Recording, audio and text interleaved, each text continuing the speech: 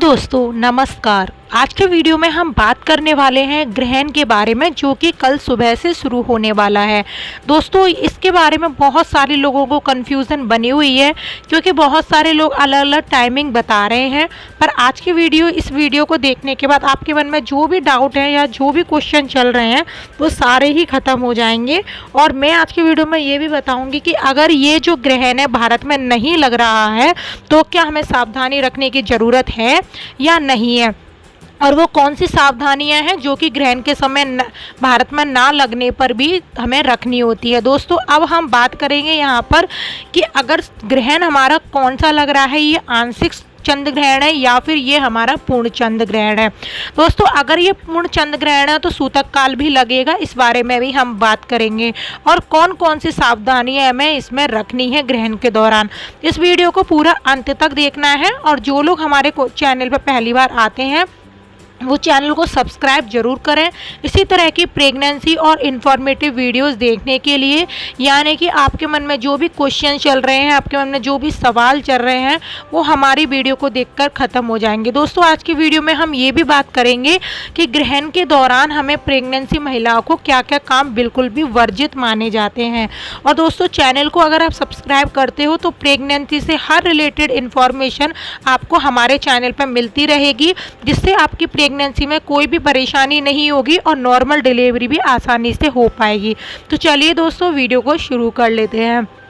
सबसे पहले हम ये जानेंगे कि ग्रहण हमारा कौन से दिन पड़ रहा है। तो जैसे कि आपको पता है कि ग्रहण कल पड़ रहा है, और ग्रहण के समय जो है बहुत सारे लोग 7 बजे का बता रहे हैं, बहुत सारे लोग 8 बजे का बता रहे हैं। लेकिन दोस्तों ज्योतिष शास्त्र के अनुसार हमारा ये जो ग्रहण पड़ रहा है वो सुबह 8:59 से शुरू होकर 10:23 तक ख़त्म हो जाएगा। दोस्तों ये जो ग्रहण है ये पूर्ण चंद्र ग्रहण होगा, और आपको पता ही होगा कि पूर्ण चंद्र ग्रहण हो या फिर पूर्ण सूर्य ग्रहण हो, दोनों के ही सूतक काल लगते हैं। दोस्तों पूर्ण चंद्र ग्रहण का जो सूतक काल होता है वो हमारे 9 घंटे पहले शुरू हो जाता है। तो उस बात का आपको बहुत ज़्यादा विशेष रूप से ही ध्यान रखना होता है।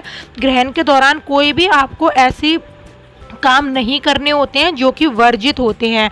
काफ़ी ज़्यादा काम जो होते हैं ग्रहण के दौरान वो वर्जित माने जाते हैं, इसलिए इन सब बातों का बहुत विशेष रूप से हमारे हिंदी शास्त्र के अनुसार बहुत ही ज़्यादा कष्टमयी होता है।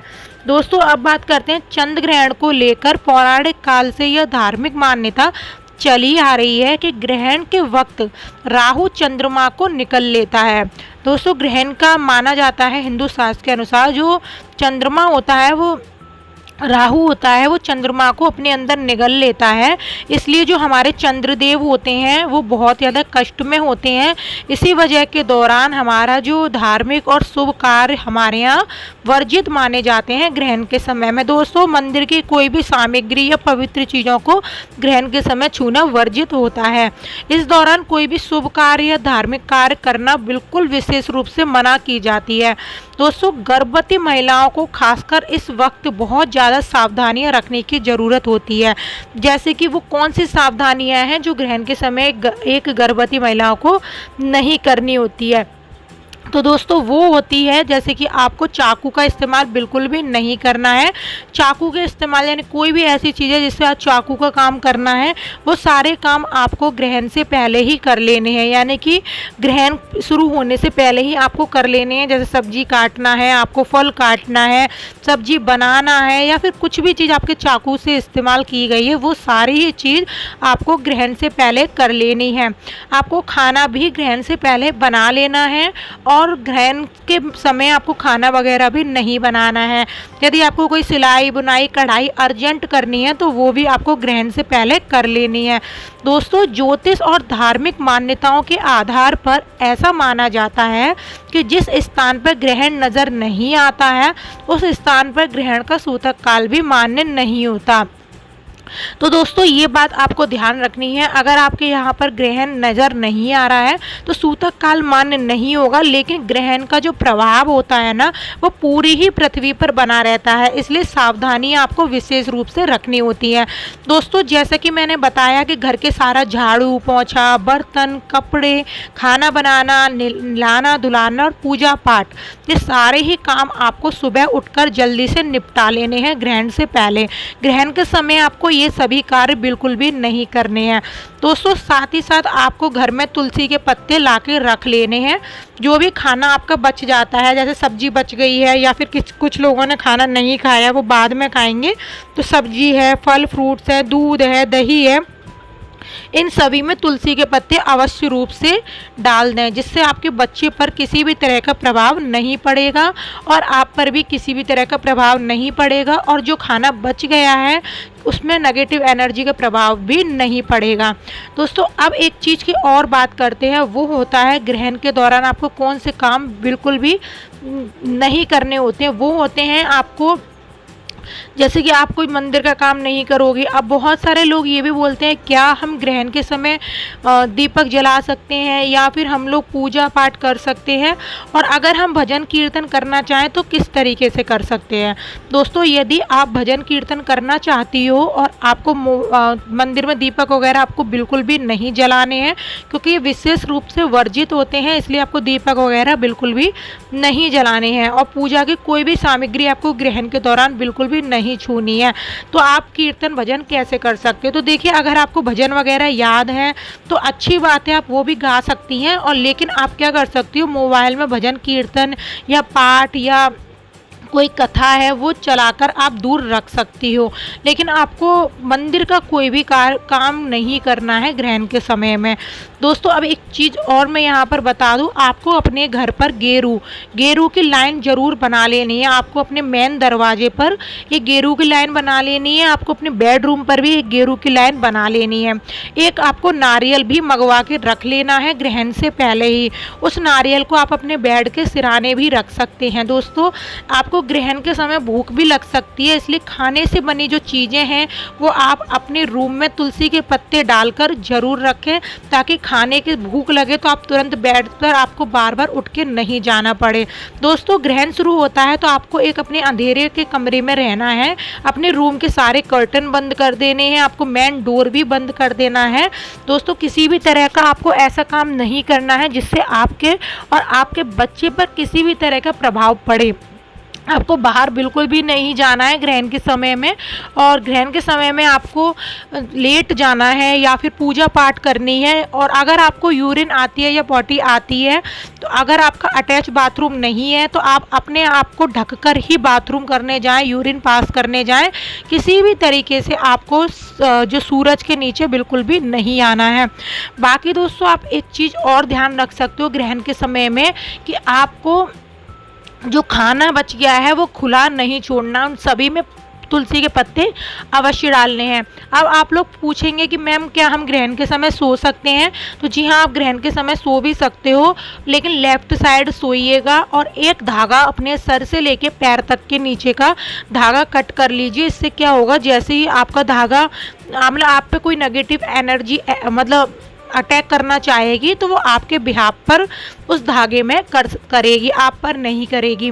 और दोस्तों जैसे ही ग्रहण ख़त्म हो जाता है तो आपको पूरे घर की झाड़ू लगानी है और गंगा जल से पूरे घर को छिनक कर साफ़ कर देना है।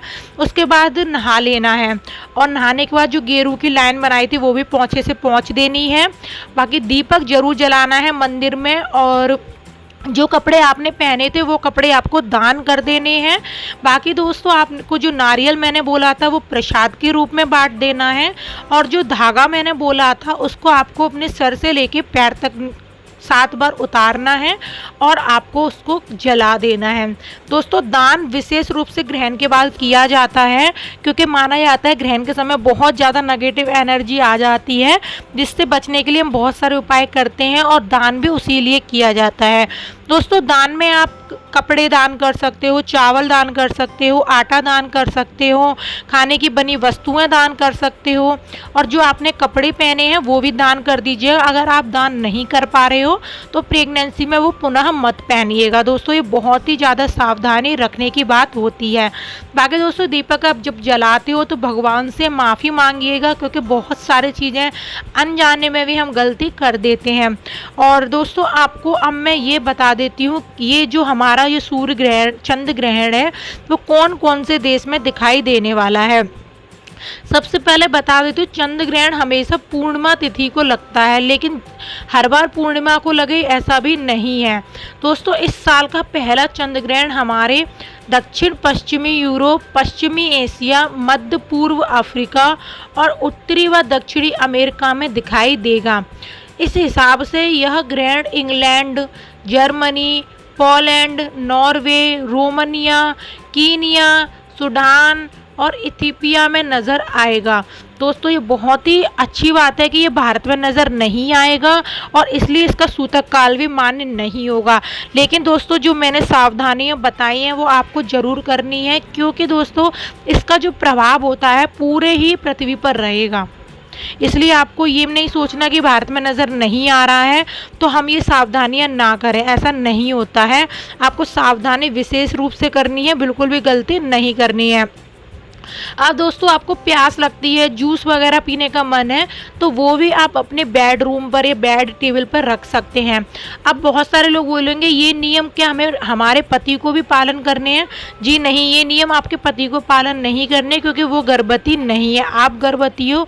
ये नियम आपको ही पालन करने हैं। बाकी दोस्तों आपको जब भी कपड़े वगैरह दान करती हो, जो कुछ भी दान करती हो, वो भावपूर्वक करने हैं, यानी कि दिखावे के लिए नहीं करने, किसी को नीचा दिखाने के लिए नहीं करने हैं। और बाद में आप जब ग्रहण खत्म हो जाए उसके बाद पूजा पाठ भी कर सकती हो आराम से, कोई निषेध नहीं है। आपको खाना वाना खिलाना है वो ग्रहण से या तो पहले खिला दीजिए या फिर ग्रहण के बाद खिलाइए। लेकिन दोस्तों ग्रहण के दौरान आपको खाना नहीं बनाना है। अगर आपके यहाँ खाना लेट खाते हैं तो आप सारी प्रिपरेशन करके रख सकती हो और उसमें सभी में तुलसी डाल दीजिए। जैसे कि आपने सब्जी बनाई उसमें भी तुलसी डाल दीजिए, आपने दाल बनाई उसमें सब्जी कोई भी चीज़ बनाई उसमें तुलसी डाल दीजिए, आटे में तुलसी डाल दीजिए। और जैसे ही ग्रहण खत्म हो जाए उसके बाद सब तुलसी निकाल कर आपको खाना सेक देना है। आपको टाइम भी नहीं लगेगा और टाइम की बचत भी हो जाएगी। तो इस वीडियो को हम यहीं समाप्त करते हैं, मिलते